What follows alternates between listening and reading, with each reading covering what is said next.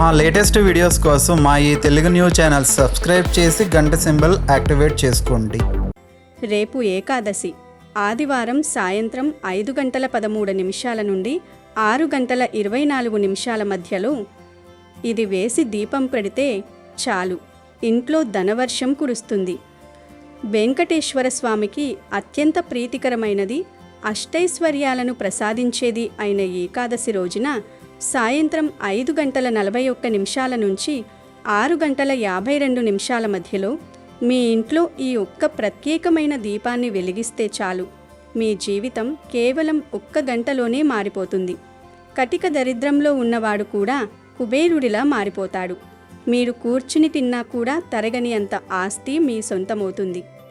ఏకాదశి అంటేనే ఆ కలియుగ దైవం వెంకటేశ్వర స్వామికి, శ్రీ మహావిష్ణువుకి అత్యంత ప్రీతికరమైన రోజు కాబట్టి ఆ రోజున మనం చేసే ప్రతి చిన్న ప్రయత్నం కూడా 100 రెట్ల ఫలితాన్నిస్తుంది. సాధారణంగా చాలామంది తమ జీవితంలో ఆర్థిక ఇబ్బందులతో సతమతమవుతూ ఉంటారు. ఎంత సంపాదించినా చేతిలో రూపాయి నిలవదు, అప్పుల బాధలు వెంటాడుతూనే ఉంటాయి. అలాంటి వారందరికీ ఈ ఏకాదశి నాటి దీపారాధన ఒక గొప్ప వరమనే చెప్పాలి. అసలు ఈ దీపాన్ని ఎలా పెట్టాలి, ఏ వస్తువును అందులో వేయాలి, ఆ సమయంలో మనం ఎలాంటి నియమాలు పాటించాలి అనేవన్నీ కూడా ఇప్పుడు చాలా వివరంగా తెలుసుకున్నాం. ఫ్రెండ్స్, అంతకన్నా ముందు ఓం నమో వెంకటేశాయ అని మనసులో స్మరించుకుంటూ ఈ పరిహారాన్ని శ్రద్ధగా గమనించండి. ముందుగా మనం ఏకాదశి రోజున ఉదయం నుంచి మన ఇంటిని ఎలా సిద్ధం చేసుకోవాలో చూద్దాం. ఏకాదశి పర్వదినాన స్వామివారి అనుగ్రహం మనపై ఉండాలి అంటే ఇల్లు పరమ పవిత్రంగా ఉండాలి. గనుక ఉదయాన్నే నిద్రలేచి ఇల్లంతా శుభ్రం చేసుకోండి. ముఖ్యంగా వంటగదిలో ఎంగిలి గిన్నెలు లేకుండా చూసుకోండి. వాకిలిని నీటితో కడిగి అందమైన ముగ్గులు పెట్టుకోండి. ఆ తర్వాత స్నానం చేసిన వెంటనే పూజగదిలో ఉన్న వెంకటేశ్వర స్వామి పటాన్ని లేదా విగ్రహాన్ని శుభ్రమైన వస్త్రంతో తుడిచి గంధం మరియు కుంకుమతో బొట్టు పెట్టండి. స్వామివారికి తులసి అంటే ఎంత ఇష్టమో మనందరికీ తెలుసు. తులసి లేని పూజను ఆయన అస్సలు స్వీకరించరు. అందుకే కనీసం 5 తులసి దళాలనైనా స్వామి పాదాల దగ్గర ఉంచండి. మీకు కుదిరితే ఎర్రటి లేదా పసుపు రంగు పుష్పాలతో స్వామిని అలంకరించండి. స్వామివారి రూపాన్ని చూస్తూనే మన మనస్సులో ఒక రకమైన ప్రశాంతత కలగాలి. ఇవన్నీ ఉదయాన్నే పూర్తి చేసుకున్నా సరే, మనం అసలైన దీపారాధన చేయాల్సింది మాత్రం సాయంత్రం ఆ ప్రత్యేక సమయంలోనే. ఏకాదశి రోజున చేసే ఉపవాసం ఎంత పుణ్యమో, సాయంత్రం వేళ చేసే ఈ దీపారాధన అంతకంటే ఎక్కువ ఫలితాన్నిస్తుంది. ఇక మనం మాట్లాడుకున్న ఆ విశిష్ట సమయం అంటే సాయంత్రం 5:41 నుంచి 6:52 మధ్యలో చేసే దీపారాధన గురించి తెలుసుకుందాం. ఈ సమయంలో పిండి దీపారాధన చేస్తే 1,000,000 రెట్ల పుణ్యం వస్తుంది. వెంకటేశ్వర స్వామికి పిండి దీపం అంటే ప్రాణం. ఈ పిండి దీపాన్ని తయారు చేయడం చాలా సులభం. కొంచెం బియ్యపు పిండిని తీసుకుని అందులో చిటికెడు పసుపు కలిపి ఆ పిండిని నీటితో కానీ లేదా ఆవు పాలతో కానీ ముద్దలా చేయండి. ఈ ముద్దను ఒక అందమైన ప్రమిదలాగా మలచండి. ఈ ప్రమిదకు కూడా పసుపు కుంకుమ బొట్లు పెట్టండి. ప్రమిద సిద్ధమయ్యాక అందులో ఆవు నెయ్యిని పోస్తే చాలా శ్రేష్టం. ఒకవేళ నెయ్యి అందుబాటులో లేకపోతే నువ్వుల నూనెను వాడండి. దీపంలో 2 వత్తులను ఒకటిగా చేసి వెయ్యాలి. ఇలా వెలిగించే దీపం మన జీవితంలోని అడ్డంకులను తొలగించి కొత్త వెలుగును నింపుతుంది. అయితే ఇక్కడ మీరు ఒక ముఖ్యమైన విషయం గుర్తుపెట్టుకోవాలి. దీపాన్ని ఎప్పుడూ నేరుగా నేల మీద పెట్టకూడదు. భూదేవి అగ్నిని భరించదు కాబట్టి దీపాన్ని నేల మీద పెడితే మనకు దోషం చుట్టుకుంటుంది. అందుకే ఒక రావి ఆకును కానీ లేదా తమలపాకును కానీ తీసుకుని దానిపై ఈ పిండి ప్రమిదను ఉంచండి. రావి ఆకు విష్ణుమూర్తికి చాలా ఇష్టం కాబట్టి దానిపై దీపం పెట్టడం వల్ల ఫలితం ఇంకా త్వరగా వస్తుంది. ఏకాదశి రోజున ఇలా చేయడం వల్ల శ్రీమన్నారాయణుడి కృపాకటాక్షాలు మీ ఇల్లంతా నిండుతాయి. ఇలా దీపం పెట్టిన తర్వాత ఈ దీపంలో మీరు వేయాల్సిన ఆ అద్భుతమైన వస్తువేమిటంటే లవంగం. లవంగాలు లక్ష్మీదేవికి ఆకర్షణ శక్తినిస్తాయి. గనుక దీపం వెలిగించిన తర్వాత మీ మనస్సులో ఉన్న కోరికను బలంగా చెప్పుకుంటూ ఒక లవంగాన్ని ఆ నూనెలో వేయండి. ఇలా చేయడం వల్ల మీ ఇంట్లో ఉన్న నెగిటివ్ ఎనర్జీ అంతా పారిపోతుంది. ధనాకర్షణ శక్తి పెరుగుతుంది. ఎవరైతే ఆర్థిక ఇబ్బందులతో సతమతమవుతున్నారో, ఎవరికైతే అప్పుల బాధలు ఎక్కువగా ఉన్నాయో వారు ఈ ఏకాదశి నాడు లవంగం దీపం వెలిగిస్తే కేవలం గంటల్లోనే మార్పును గమనిస్తారు. మీరు ఊహించని విధంగా ఏదో ఒక రూపంలో మీకు ధనం అందుతుంది. లవంగం వేసిన తర్వాత మీరు అందులో వేయాల్సిన రెండవ ముఖ్యమైన వస్తువు చిటికెడు పంచదార. పంచదార తీపికి సంకేతం. మన జీవితంలో మధురమైన ఫలితాలను అందించడానికి ఇది దోహదపడుతుంది. లక్ష్మీదేవికి తీపి పదార్థాలంటే మహా ఇష్టం. దీపంలో కొద్దిగా పంచదార వేయడం వల్ల మీ మాట తీరు మారుతుంది. ఇంట్లో ఉన్న కలహాలు తగ్గి అన్యోన్యత పెరుగుతుంది. ఆర్థికంగా ఎదుగుదల రావడానికి ఈ పంచదార ఒక ప్రేరణగా పనిచేస్తుంది. ఇక చివరగా ఈ దీపంలో మీరు కొద్దిగా కర్పూరం లేదా మీ దగ్గర అందుబాటులో ఉంటే అత్తరు వేయాలి. కర్పూరం వేయడం వల్ల దీపం వెలుగుతున్నంతసేపు ఒక పవిత్రమైన సువాసన వస్తుంది. ఈ సువాసన దైవశక్తులను మీ ఇంటికి ఆకర్షిస్తుంది. ఒకవేళ అత్తరు వేస్తే ఆ సుగంధం వల్ల మీ ఇంట్లో ఉన్న దారిద్ర్యలక్ష్మి వెళ్ళిపోయి మహాలక్ష్మి స్థిర నివాసం ఏర్పరచుకుంటుంది. సువాసన ఎక్కడ ఉంటుందో అక్కడ లక్ష్మీదేవి ఉంటుంది. ఎవరైతే ఆర్థిక ఇబ్బందులతో సతమతమవుతున్నారో, ఎవరికైతే అప్పుల బాధలు ఎక్కువగా ఉన్నాయో వారు ఈ ఏకాదశి నాడు లవంగం, పంచదార మరియు కర్పూరం వేసిన ఈ విశేష దీపం వెలిగిస్తే కేవలం గంటల్లోనే మార్పును గమనిస్తారు. మీరు ఊహించని విధంగా ఏదో ఒక రూపంలో మీకు ధనం అందుతుంది. ఈ దీపారాధన చేస్తున్నప్పుడు ఎటువంటి శబ్దాలు లేకుండా ప్రశాంతమైన వాతావరణంలో చేయడం వల్ల దాని శక్తి రెట్టింపవుతుంది. మనం చేసే ఈ దీపారాధన వెనుక ఒక గొప్ప అర్థం ఉంది. దీపం అంటే పరబ్రహ్మ స్వరూపం. మన జీవితంలో చీకటిగా ఉన్న సమస్యలను తొలగించి వెలుగును నింపేది దీపం. దీపం వెలిగేటప్పుడు వచ్చే కాంతి మన ఆలోచనలను మారుస్తుంది. మనలో ఒక రకమైన ఉత్సాహాన్ని, ఆనందాన్ని నింపుతుంది. మీరు గమనించండి, దీపం వెలిగించిన ఇంట్లో ఒక తెలియని ప్రశాంతత ఉంటుంది. అందుకే మన పెద్దలు సాయంత్రం వేళల్లో ఖచ్చితంగా దీపం పెట్టాలని చెబుతుంటారు. అది కూడా ఏకాదశి వంటి పుణ్యదినాల్లో చేస్తే దాని శక్తి అనంతం. ఏకాదశి సాయంత్రం చేసే ఈ దీపారాధన వల్ల కలిగే మరో అద్భుతమైన ఫలితం ఏమిటంటే మన ఇంట్లో ఉన్న నెగిటివ్ ఎనర్జీ పోయి సానుకూలత వస్తుంది. చాలా ఇళ్లల్లో ఎప్పుడూ గొడవలు జరుగుతూ ఉంటాయి. దానికి కారణం అక్కడి ఉండే ప్రతికూల శక్తులే. మనం వెలిగించే ఈ దీపం, ఆ లవంగం, పంచదార మరియు అత్తరు నుంచి వచ్చే వాసన మన ఇంటి వాతావరణాన్ని మారుస్తాయి. ఏకాదశి రాత్రి పడుకునే ముందు మీరు ఇంకొక చిన్న పరిహారం చేయండి. ఒక 5 రూపాయల బిళ్ళను తీసుకోండి. ఆ బిళ్ళను చేతిలో పట్టుకుని మీకున్న అతిపెద్ద కోరికను బలంగా చెప్పుకోండి. మీ కోరిక ఏదైనా కావచ్చు. అది ఉద్యోగం కావచ్చు, వ్యాపార అభివృద్ధి కావచ్చు, లేదా ఆరోగ్య సమస్య కావచ్చు. ఆ కోరిక చెప్పుకున్న తర్వాత ఆ బిళ్ళను స్వామి పటం ముందు పెట్టి రాత్రంతా వదిలేయండి. తెల్లారిన తర్వాత ఆ బిళ్ళను తీసుకొని నేరుగా ఏదైనా దేవాలయ హుండీలో వేయండి. 5 అనే సంఖ్య లక్ష్మీదేవికి మరియు వెంకటేశ్వర స్వామికి ఎంతో ఇష్టం. ఇలా చేయడం వల్ల మీ కోరికలు త్వరగా నెరవేరుతాయి. 5 రూపాయలే కదా అని తక్కువ అంచనా వేయకండి. దీనివల్ల మీ సుడి తిరిగిపోయి మీరు పట్టిందల్లా బంగారమవుతుంది. ఏకాదశి రోజున ప్రారంభించిన ఏ పనైనా నిర్విఘ్నంగా కొనసాగుతుంది. జీవితంలో మనం ఎప్పుడూ ఒకేలా ఉండం. కష్టాలు, సుఖాలు వస్తూనే ఉంటాయి. కానీ కష్టంలో ఉన్నప్పుడు దైవం తోడుంటే ఆ కష్టాన్ని సులభంగా దాటవచ్చు. ఈ దీపారాధన మీకు ఆ ధైర్యాన్ని, ఆ తోడును ఇస్తుంది. మీ ఇంట్లో ఎప్పుడూ డబ్బుకు లోటు లేకుండా మీరు కూర్చుని తిన్నా తరదని ఆస్తి ఉండాలి అంటే ఈ నియమాలను ఖచ్చితంగా పాటించండి. ఈ పరిహారాలు చేస్తున్నప్పుడు ఎవరికీ చెప్పకండి. రహస్యంగా భక్తితో చేసుకుంటేనే వాటి శక్తి పెరుగుతుంది. మనం ఏదైనా పరిహారం చేస్తున్నామని 10 మందికి తెలిస్తే అందులో ఉన్న శక్తి తగ్గిపోతుంది అని తంత్రశాస్త్రం చెబుతోంది. కాబట్టి మీ మనసులోనే సంకల్పం చెప్పుకొని ఈ పని చెయ్యండి. చాలామంది అడుగుతూ ఉంటారు, ఏకాదశి నాడు పిండి దీపం పెడితే ఉపవాసం ఉండాలా అని. ఏకాదశి అంటేనే ఉపవాసానికి పెట్టిన పేరు. మీకు ఓపిక ఉంటే సాయంత్రం దీపం పెట్టే వరకు ఉపవాసం ఉండవచ్చు, లేదంటే పర్వాలేదు. కానీ సాత్విక ఆహారం తీసుకోవడం మంచిది.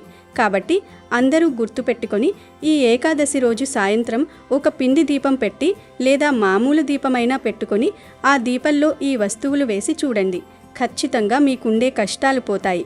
అష్ట ఐశ్వర్యాలు సిద్ధిస్తాయి. మీ ఇంట్లో కనక వర్షం కురుస్తుంది. మీకంతా మంచే జరుగుతుంది.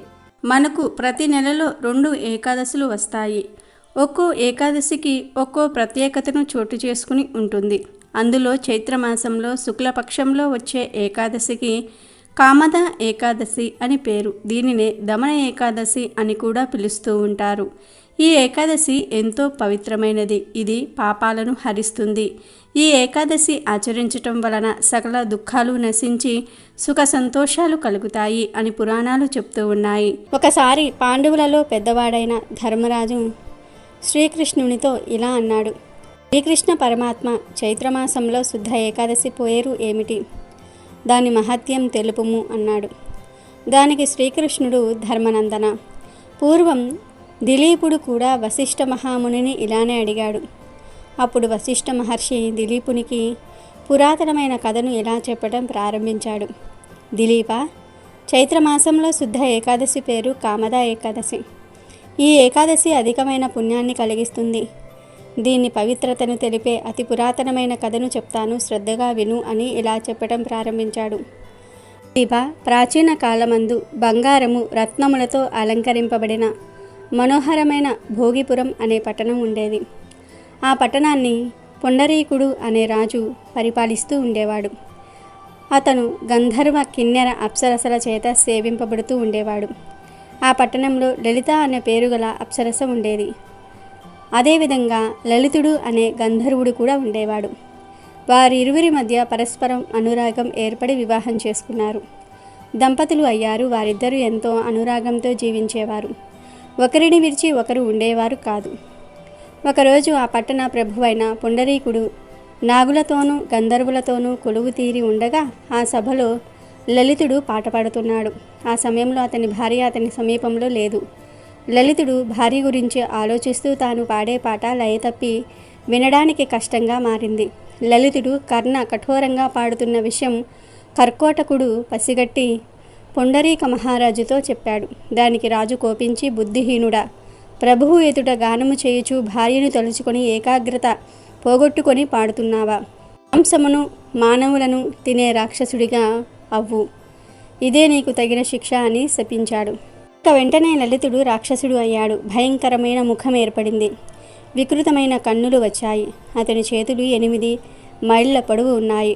నోరు కొండ గుహ వలె ఉంది. అతని కళ్ళు సూర్య చంద్రుల వలె ప్రకాశిస్తూ ఉన్నాయి. కంఠము పర్వతమంత ఎత్తు పెరిగింది. ముక్కు రంధ్రములు విశాలమైన కన్నముల వలె ఉన్నాయి. పెదవులు 4 మైళ్ళ పొడవు ఉన్నాయి. మొత్తంగా అతని శరీరం 4 మైళ్ళ ఎత్తు ఉంది. ఆ విధంగా భయంకరమైన రూపాన్ని లలితుడు పొంది కర్మ ఫలితాన్ని అనుభవిస్తున్నాడు. ఇక లలిత భర్త యొక్క వికారమైన రూపాన్ని చూసింది. శాప విమోచనం ఎలా అవుతుంది? నేను ఏం చేయాలి? ఎక్కడికి వెళ్ళాలి? అని బాధపడసాగింది. భర్తను విడిచి ఉండలేక లలిత కూడా అతనితో పాటుగా మహారణ్యంలోనికి వెళ్ళింది. ఆ రాక్షసుడు కామరూపుడు అయి ఉండటం వల్ల అనేక వికృత ఆకారాలు ధరిస్తున్నాడు. భయంకరమైన అడవులలో తిరుగుతూ మనుషులు కనిపిస్తే తింటున్నాడు. తను ఇలా చూసి బాధపడుతూ లలిత ఒకరోజు అద్భుతములతో కూడిన వింధ్యాపర్వత ప్రాంతానికి చేరుకుంది. అక్కడ లలిత ఋష్యశృంగ మహర్షి ఆశ్రమం చూసింది. వెంటనే ఆశ్రమంలోనికి వెళ్ళి వినయపూర్వకంగా మహర్షికి నమస్కారం చేసి నిలబడింది. ఋష్యశృంగ మహర్షి లలితను చూసి, తల్లి, నీవు ఎవరు? ఇక్కడికి ఎందుకు వచ్చావు అని అడిగాడు. దానికి లలిత, మునేంద్ర, నేను వీరధన్యుణ్ణు అనే గంధర్వరాజు కుమార్తెను. మా తల్లిదండ్రులు నాకు లలిత అని పేరు పెట్టారు. నా భర్త కోసం నేను ఈ ఆశ్రమానికి వచ్చాను అని జరిగింది వివరించింది. నా భర్త శాపం కారణంగా రాక్షసుడు అయినాడు. మనుషులను తింటున్నాడు. అది నేను చూడలేకపోతున్నాను. నాకు సుఖం అనేది లేదు. కాబట్టి ఈశ్వర్య, నా భర్త యొక్క శాపం పోవడానికి ఏదైనా ఉపాయం చెప్పమని వేడుకుంటుంది. దానికి మహర్షి, లలిత, నీ భర్త మామూలుగా మారుటకు ఒక వ్రతం ఉంది. త్వరలో చైత్రశుద్ధ ఏకాదశి రానున్నది. ఆ రోజు నీవు భక్తి శ్రద్ధలతో కామదా ఏకాదశి వ్రతాన్ని ఆచరించి ఆ పుణ్యాన్ని నీ భర్తకు ఇస్తే మరుక్షణం నీ భర్త మామూలుగా అవుతాడు. రాక్షస శరీరం పోతుంది అన్నాడు. ఆ విధంగా లలిత కామదా ఏకాదశి వ్రతాన్ని భక్తి శ్రద్ధలతో ఆచరించింది. ఈ వ్రత పుణ్య ప్రభావం వలన నా భర్త యొక్క పిశాచతత్వం తొలగిపోవుగాక, రాక్షసత్వం నశించుగాక అంటూ ఆ పుణ్యాన్ని తన భర్తకు ధారదత్తం చేసింది. ఆ విధంగా పుణ్యాన్ని ధారపోసిన వెంటనే తన భర్త మానవుడిగా మారిపోయాడు. అతని పాపాలన్నీ కూడా నశించాయి. పూర్వం వలె అందమైన గంధర్వుడు అయ్యాడు. ఇక వారు ఇరువురు కలిసి సుఖంగా జీవించారని దిలీపునికి వశిష్ఠ మహర్షికి వివరించినట్లుగా శ్రీకృష్ణుడు ధర్మరాజుతో చెప్పాడు. ఈ ఏకాదశి రోజున ఆడవారు ప్రత్యేకమైన కూరను వండితే కోటి జన్మల పుణ్యంతో అష్ట ఐశ్వర్యాలు సిద్ధిస్తాయని శాస్త్రాలు చెప్తూ ఉన్నాయి. ముందుగా ఈ ఏకాదశి రోజున ఆడవారు ఖచ్చితంగా గుర్తుపెట్టుకొని వండాల్సిన అతి ముఖ్యమైన కూర బెండకాయ. ఈరోజు ఖచ్చితంగా బెండకాయ తినాలి. ఈరోజు బెండకాయ తింటే మీ ఆర్థిక సమస్యలన్నీ తొలగిపోతాయి. బెండకాయలో ఉండే జిగురు తత్వం ఎలాగైతే జారిపోతుందో అలాగే మన జీవితంలో ఉన్న కష్టాలు అప్పుల బాధలు కూడా జారిపోతాయి. ముఖ్యంగా ఎంత సంపాదించినా చేతిలో డబ్బు నిలవటం లేదు అనుకునేవారు, అప్పుల బాధలు ఎక్కువగా ఉన్నాయి అని అనుకునేవారు ఈరోజు బెండకాయను పులుసులోనో ఫ్రైలోనో లేదా పప్పుచారులో వేసుకొని కానీ వండుకొని తినండి. దీనివల్ల మీ జాతకంలో ధనస్థానం బలపడి లక్ష్మీదేవి అనుగ్రహం కలుగుతుంది. రావాల్సిన బాకీలు వసూలవుతూ ఉంటాయి. కాబట్టి రేపు మార్కెట్కి వెళ్ళినప్పుడు మర్చిపోకుండా లేత బెండకాయలను తెచ్చుకోండి. వాటిని వండుకొని తినండి. అలాగే ఏకాదశి రోజు తప్పకుండా తినాల్సిన మరొక ముఖ్యమైన పదార్థం ఉలవలు. ఉలవ చారు, ఉలవ పప్పు లేదా ఉలవలతో చేసిన వంటకాలు ఈ ఏకాదశి రోజున తినటం వలన దోషాలు పోతాయి. ఈ ఏకాదశి నాడు ఉలవలను ఆహారంగా తీసుకుంటే సమస్త గ్రహదోషాలు తొలగిపోతాయి. గ్రహాలు శాంతిస్తాయి. మీకు రావాల్సిన గండాలు పక్కకు తప్పుకుంటాయి.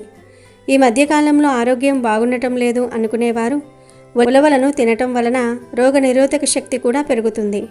ఉలలకు ఉలవలు పెడితే చదువులో ఏకాగ్రత పెరుగుతుంది. భయాలు పోతాయి. కాబట్టి ఈరోజు కనీసం ఉలవ చారు అయినా పెట్టుకుని అన్నంలో కలుపుకొని తినండి. మీ కష్టాలన్నీ తీరిపోతాయి.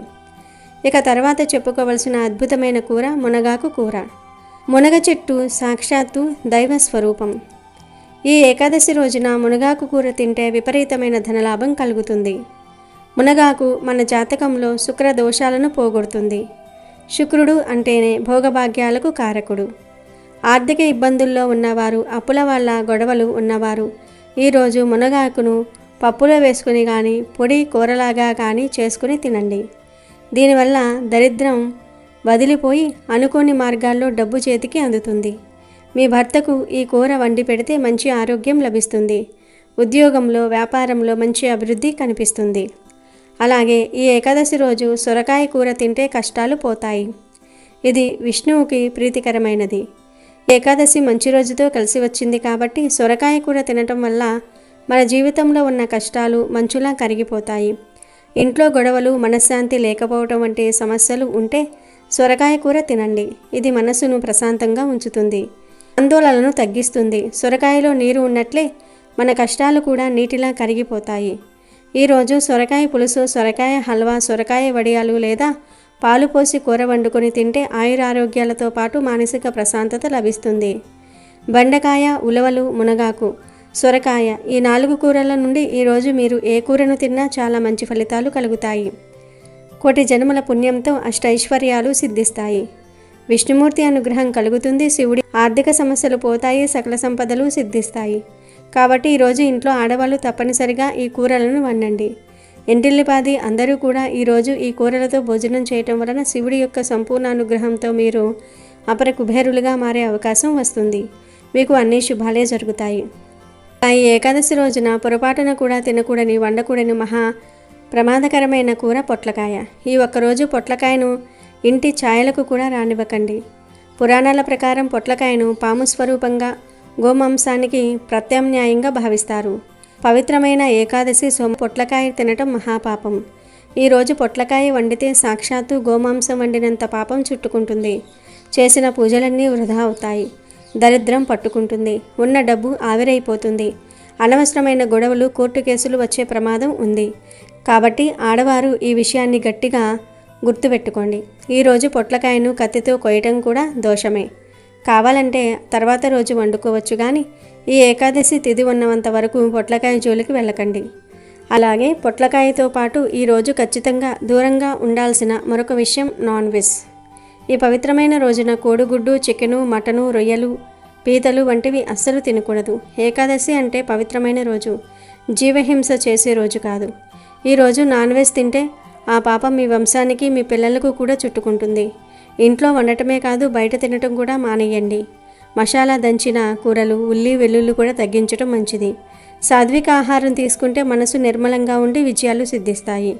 కాబట్టి ఏకాదశి నాడు పొట్లకాయను మాంసాహారాన్ని పూర్తిగా పక్కన పెట్టి బెండకాయ, సొరకాయ, మునగాకు, ఉలవలు వంటి కూరలతో వంట చేసి దైవానికి నివేదనగా భావించి తినండి.